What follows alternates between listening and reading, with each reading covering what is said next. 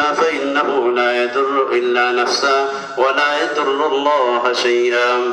الله أكبر الله أكبر لا إله إلا الله والله أكبر الله أكبر ولله الحمد.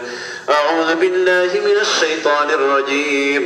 إن الله وملائكته يصلون على النبي يا أيها الذين آمنوا صلوا عليه وسلموا تسليما.